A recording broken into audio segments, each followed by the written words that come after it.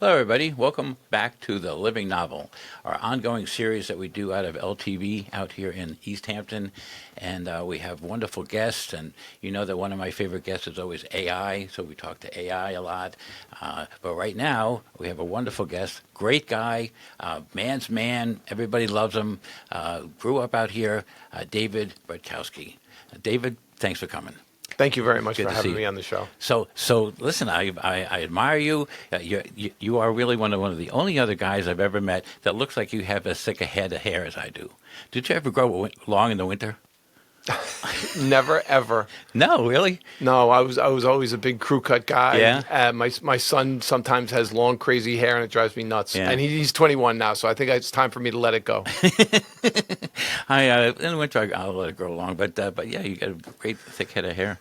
So something that you and I met really through one of my favorite people out here, Henry Uline.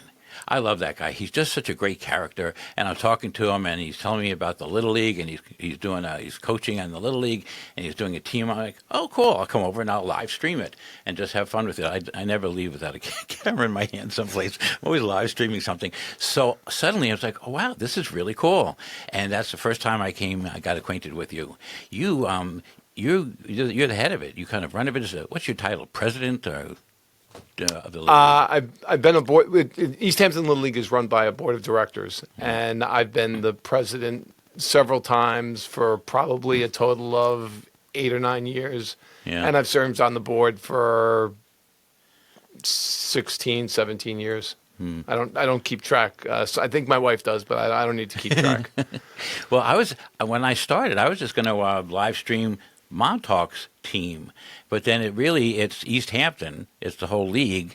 So how many teams do you have in your whole East Hampton League? Well, we run several different divisions. We have a T-ball division for the kindergarten and first graders. There was probably 6 teams last year. I think we had 8 the first year we did it.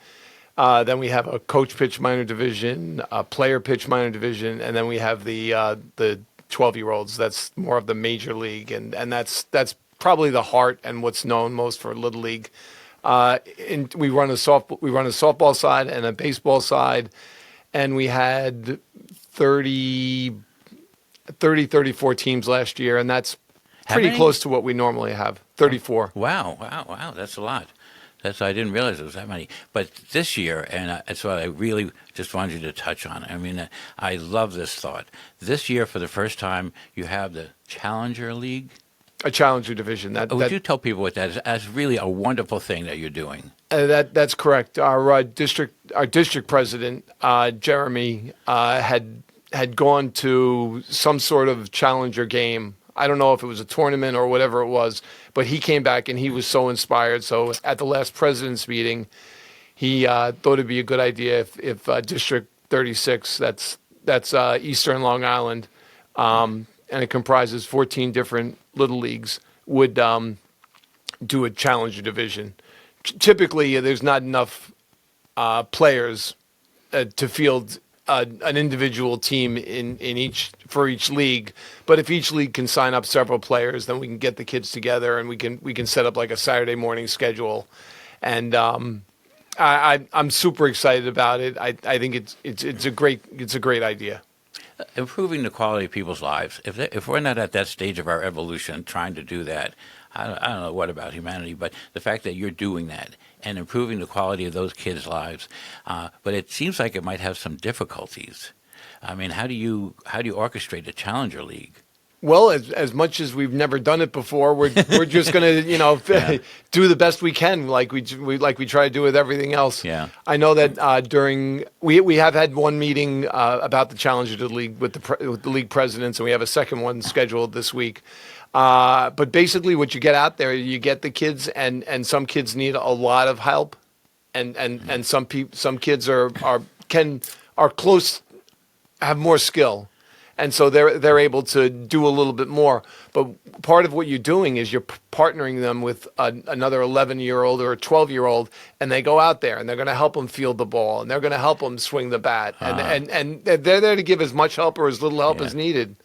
but it's the way it was described to me. I can't wait to see it. I'm psyched. We have registration open for the Challenger League now, and I'm really looking forward to it. Being sensitive to the issues, but what levels of disabilities are these kids? Are they wheelchair bound? Are they not? You could be wheelchair bound. You could Yeah. you could have mental issues that would prevent you from playing on a standard little league team, and we'd welcome you. Let's Yeah. go out there and give it a shot. And these kids, there's actually one family in Montauk. I don't think it's proper to name them, but their one son has been wheelchair bound since birth, and he's got older brothers and sisters, and I know he's been to all their games. Yeah. But they've never had a chance to go to his games. And if we can get one or two, even just one kid that gets something out of it, it's worth the push. Giving a kid like that experience, and especially as you just described, to watching their siblings doing it and you not being able to do it, that kid's going to have a great time. They'll be talking about that for years to come. Forever. Yeah. With any luck, we'll get them a uniform, and that'll be the first and only organized team that they've played on. So they'll have a uniform, and they'll have a hat, and they see everybody else walking around with their T-shirts and sweatshirts and everything else, and Yeah. they'll feel more One included. of the team. Yeah, one of the team. That's great. So, in the Hamptons, everybody thinks there's great wealth out here. But there's also the other side of the equation with people that don't have a lot of money. Are there kids that need equipment or uniform? You just mentioned uniforms. That can use uniforms. Is there any fundraising to help underprivileged kids get stuff that they might need? Well, Or because for the team itself? because we are in a community that's economically advantaged. Yeah. We have great sponsors, and these sponsors, just throw the money into the general fund, and we'll scholarship a player. And part of your registration, we're including the uniform in that.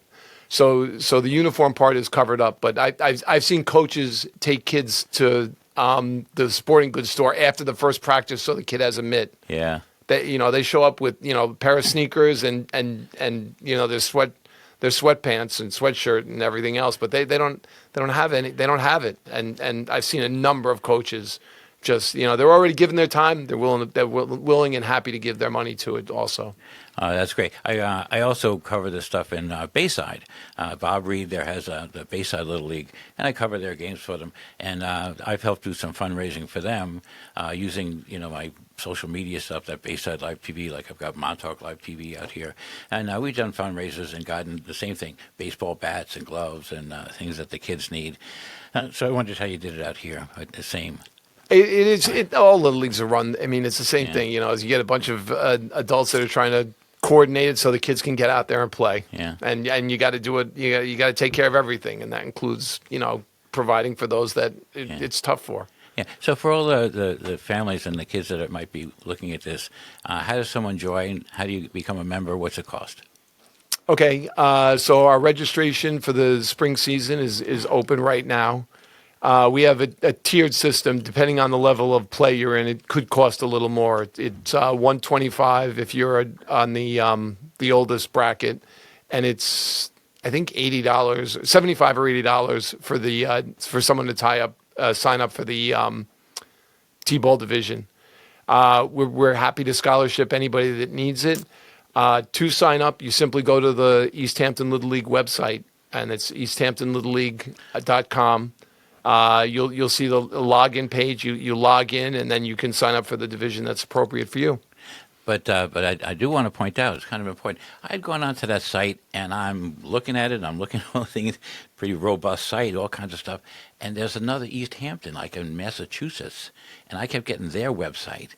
It's a way to make sure that they're getting yours, and because I found this, I kept looking at, found that. Well, if you Google East Hampton Little League, it's going to take you to a spot where you can get both of them. But if you go to easthamptonlittleleague.com, it will take you to East Hampton, New York. That'll take us to our league. Okay, good, because I was confused. I said, "Wow, look at those websites," and then I realized I was on the wrong wrong state, Massachusetts. So, and when do the games start? We'll play ball the second week in April, and then conclude right at the beginning of June, beginning and middle of June, April depending to on what June. division you're in. Yeah, and the different leagues. I didn't realize there's an older league also that all the bars kind of sponsor. And so some incredible baseball. It's like, wow, these guys are really playing some hard games out here. Yeah, are you involved with any of those? No, those are town rec leagues. I Yeah. know. There's one league that runs out in at Lions Field in Montauk, and then there's another. There's actually a women's league and a men's league that plays on Terry King Field. Yeah. So and the I'm sorry, I think I missed it. The cost of becoming a member, of signing up. If you were playing the T-ball division, the cost is $75 to sign up. Registration is open now, and then Yeah. if you're in the oldest division, what we call the major leagues, that's U12, Yeah. and that's 125. 120. So another fun thing. So the coaches and the umpires, you give classes to them. Are they all parents, or are they from the outside, or how do you get the coaches in the? The coaches are 90% a parent. Mom or dad want to coach, or sometimes mom and dad want to coach. Their son or their daughter. Yeah. They have to pass a background check, which is done through Little League, just quick and easy online.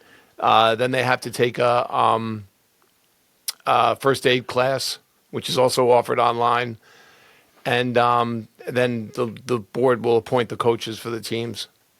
As for umpires, we have a mix of both people that just want to go and help out, and they'll sign up through the website. You can sign up as a volunteer, and you would sign up as a volunteer, but we actually pay our umpires. They get $100 a game.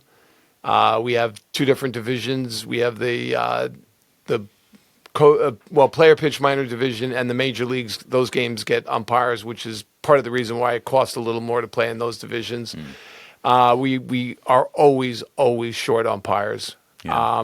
And some people that step up, they'll try a game or two, and if it's not for them, it's not for them. But we've had people try it and then really get into it. Yeah. Oh, I how mean, could you not? it's a lot. It's a lot of fun, and the kids love it when they see that we got an umpire today. All right, we're good to go. Yeah. Because that's not always the case, unfortunately. So you have training classes for the coaches, for the mom and dads, if they're going to try to coach. And Yeah, Little League International has an incredible amount of resources. So you can learn a lot of what you need to learn as far as the fundamentals of how the footwork involved in throwing a ball or fielding a fly ball. Those things. A lot of that stuff can be done online. We have also a good number of members of the community like, look, I played in college. I'd be willing to help out anybody. I'll coach a coach, or I'll be at a practice. I'll run a practice with him, and give him some pointers along the way. Yeah. And in Bayside and Belmore, they're very serious about it. I mean, they give these classes. They start them around now. And I've followed Bob Reed doing it, and him teaching all of the parents, all the rules, everything you need to know. And then there's the funny part was the etiquette side, that it's good sportsmanship. What you're doing here is you remember, this is all about good sportsmanship, because evidently there have been some cases where parents get really show bad behavior, parents behaving badly. Do you ever have that with out of the games here? Knock on wood, it's been pretty tame. Although you go on YouTube or whatever, and sometimes you see these videos and you're like, how does it even get to this point? Yeah. I don't know, but there is a code of conduct. Yeah. It's got to be enforced, and I think the most important thing everybody remembers is it's a game for the kids. Yeah. You're not trying to live through your kid. Your kid's going out there. He wants to succeed with everything he has. Sometimes they don't. And that's okay, because it's all about trying and learning and improving. It's not about, we lost today or I struck out. It's like, just learn from it. Yeah. Whatever happened, learn from it. Yeah. Well, last year when I was live streaming the games and I went, there was that nice little thing posted on the side. Remember, this is just a game, and giving that kind of thing for the kids and the parents. Let the players play. Let the coaches coach. Let the umpire call the game. You know, Yeah. you're here. You're a spectator. You cheer everybody on. Yeah. Are there any like really memorable events, any memorable games that you said, wow, that of all the games that we ever did, I remember that one? I'm putting you on the spot there. They probably all did. There's a lot of memorable things that happened. The most memorable for me is back when I played. Yeah. and my Little League experience was so good that I'm happy to give my time and energy to Little League right now, because I remember back 50 years ago when I played, it was the only organized sport there was. So when it finally came up, like, oh my God, I'm 10 years old, I can play on a team. This is great. And we had tryouts, and back then for whatever reason, there was not everybody got to make the team. So I remember as being a big shot 10-year-old, like, oh, I made the team my first year out, you know. And I remember having hits and big home runs and things like that. It was great. I loved the whole thing. My coach was wonderful. I'm good friends with his son right now. Mike Finazza was my first coach, and he was perfect. Mm-hmm. He was perfect. Yeah. So the that thing, the code of conduct. Is it someplace listed? Is someplace I could find it? There's the code of conduct is on our it's on the homepage. So there's one link to it. Yeah. Maybe I'll post it, attach it to this somehow. But so the code of conduct is great. The often when I did it when I started doing the games with you guys last year, and at Bayside as well.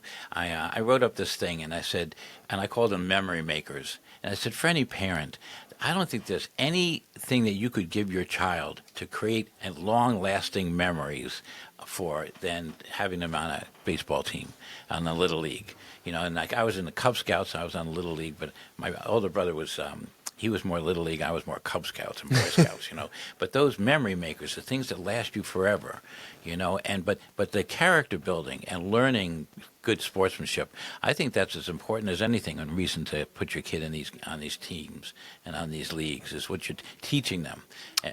It was important when you and I played. It might be even more important now, given the disconnect people have, because they're on social media, they're on their computer, they're playing their video games, they're doing this. You know, Little League is about, hey, you get outside, you're gonna have teammates. You may not love them all, but they're your teammates, and you gotta stick by them.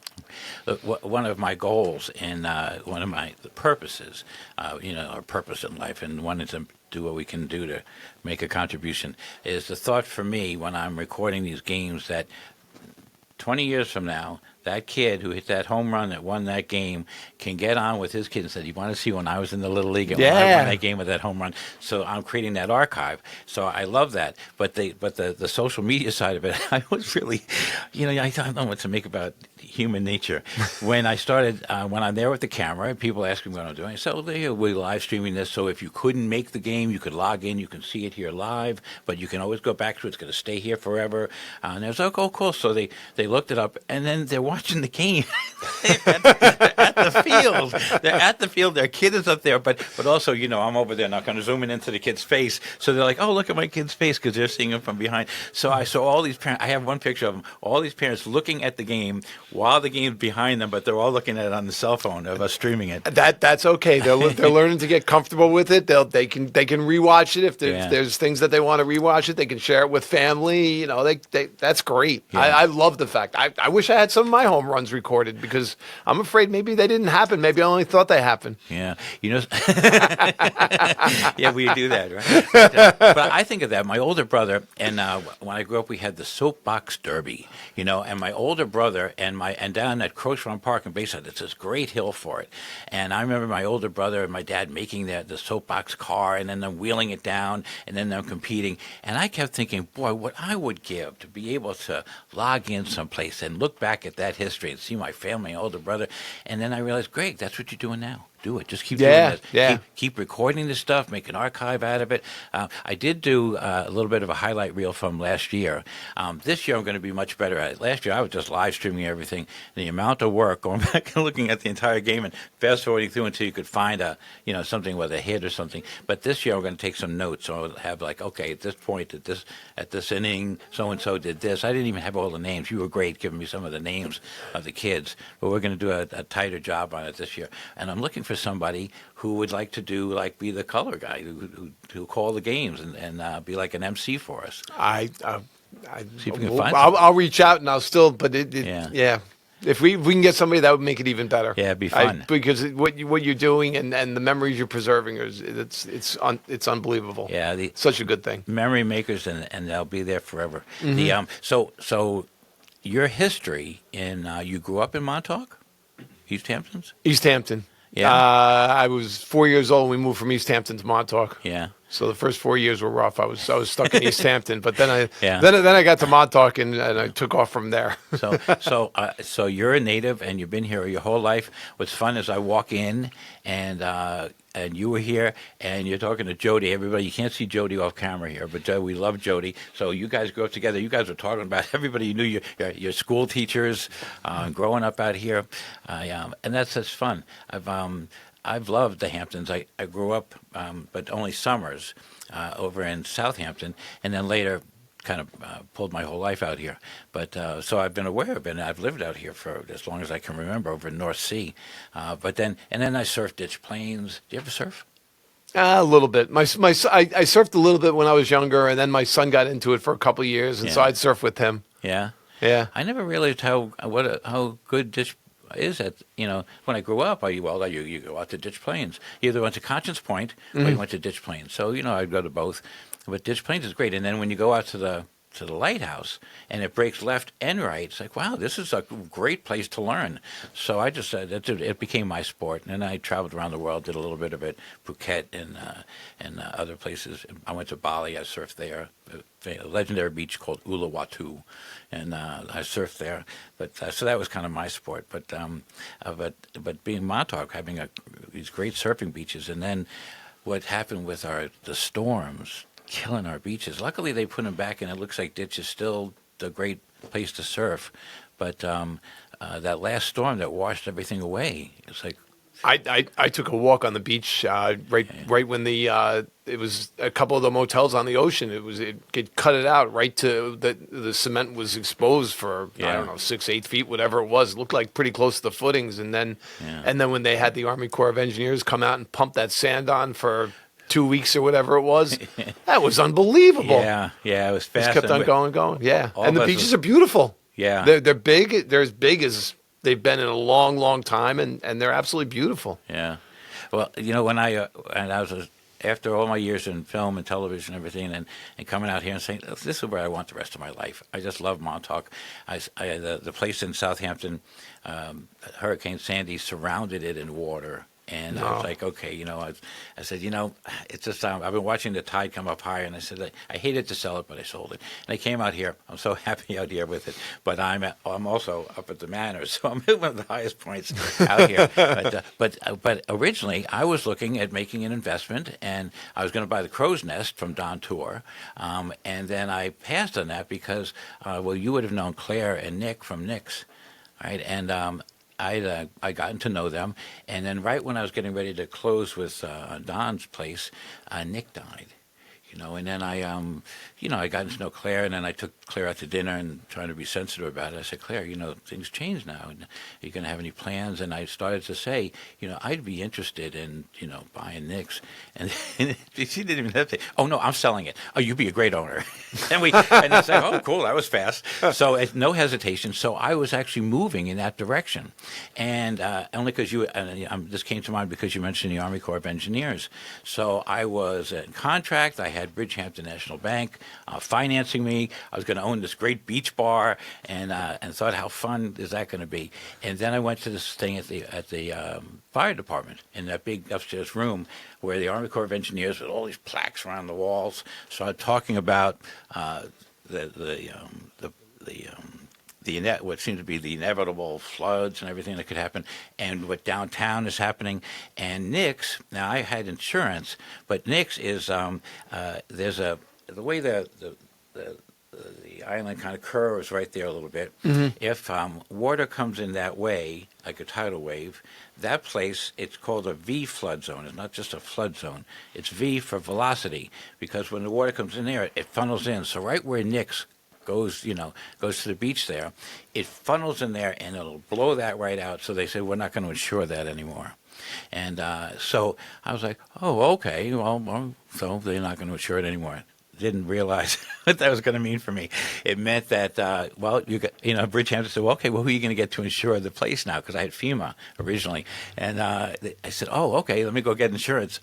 Nobody's going to insure that. Nobody wants Lloyd's to of London would have insured it for 10 times what I would have been paying for it. And then if it ever did get hit, we did dodge a bullet. If Sandy had come farther out, that would have been gone. Nick's would have been gone, right? That whole little area would have. A lot of Montauk might have been gone. Yeah, we really dodged a bullet with that. But if it ever does go, to try to rebuild it, you're going to put it up on stakes. You're going to have different, no cesspools or anything. You're putting tanks under it.